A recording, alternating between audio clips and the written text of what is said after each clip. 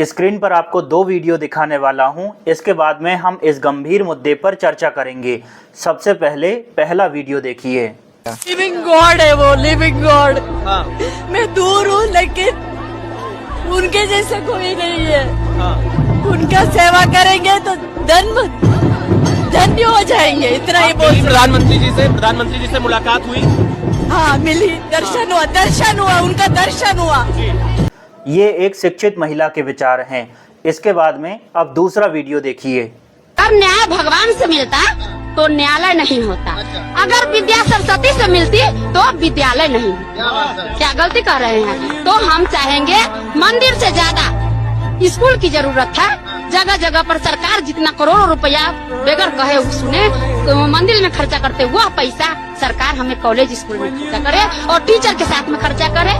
बस यही थी। आपने दोनों को सुना। एक तरफ वो महिला है जिसके पास में शायद बड़ी बड़ी डिग्रियां होंगी और वो अंग्रेजी में बात करने में भी सक्षम होगी, लेकिन उनके विचार इतने भयानक हैं कि वो लोकतांत्रिक देश में चुने हुए एक प्रधानमंत्री को भगवान मान बैठी है।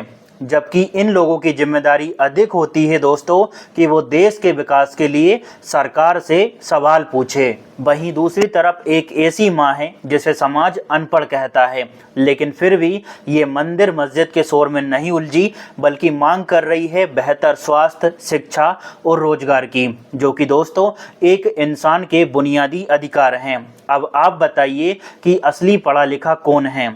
वो जो सवाल पूछना भूल गया है या वो जो अपने अधिकारों के लिए आवाज उठा रहा है? दोस्तों, शिक्षा का मतलब सिर्फ किसी किताब को रट लेना या किसी यूनिवर्सिटी की डिग्री ले लेना ही नहीं। अगर आपकी शिक्षा आपको धर्म और जाति के नाम पर केवल और केवल लड़ना सिखा रही है, अगर आपकी शिक्षा आपको अंधभक्त बना रही है जहां पर आप सवाल पूछना बंद कर दें, तो वो शिक्षा किसी काम की नहीं। इसका स्पष्ट नज़ारा आपने स्टार्टिंग की वीडियोस में देख लिया होगा। इस अनपढ़ कही जाने वाली माँ ने पूरे देश के पढ़े लिखे युवाओं को एक तमाचा मारा है और बताया है कि जब पेट की भूख और भविष्य की चिंता होती हो तो धर्म की राजनीति काम नहीं आती है। लेकिन सबसे बड़ी विडंबना तो ये है दोस्तों कि हमारा आज का युवा धर्म और जाति के नाम पर इतनी जोर से फंस गया है कि उसने सरकार से प्रश्न करना ही छोड़ दिया है।